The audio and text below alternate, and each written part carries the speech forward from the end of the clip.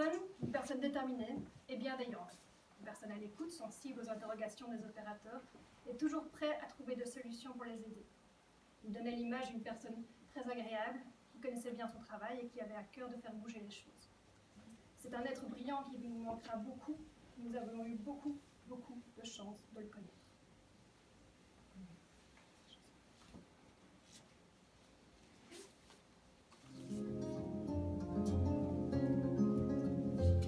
Comme dans les dessins de Folon, ce qu'on aimait quitte la terre, le corps lourd et l'âme légère, un peu plus grave à l'horizon. Dans leur par-dessus de béton, ce qu'on aimait nage en silence, dans le temps sage de l'absence,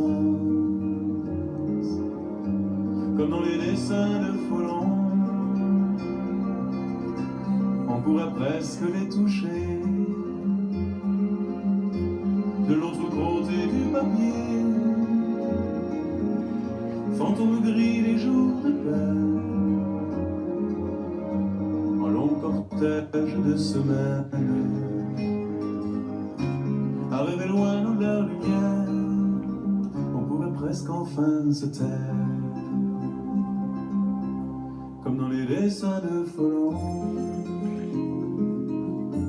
Il y a du rose et du vert pâle, et des souvenirs bleus d'opale, dans un champ vide de coton, comme des bulles de savon, prisonniers de la transparence, ce qu'on aimait doucement danse, comme dans les dessins de Folon. On pourrait presque s'envoler dans la lenteur de leur passé, frôler d'un long battement d'air, l'exil sans fin qui les appelle, à rêver loin dans leur mystère. On pourrait presque enfin se perdre, comme dans les dessins de Folon. Ce qu'on aimait nage à l'envers, oiseaux de l'eau, poissons de l'air, perdent le fil de nos saisons, dans la brume de leur prison. Ce qu'on aimait toujours s'efface derrière les voiles de l'espace,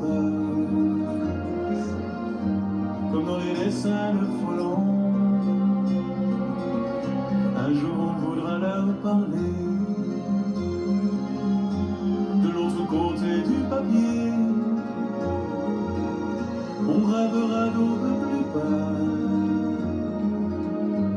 d'éternité couleur d'opale. Un jour on se laissera faire, on glissera dans leur lumière.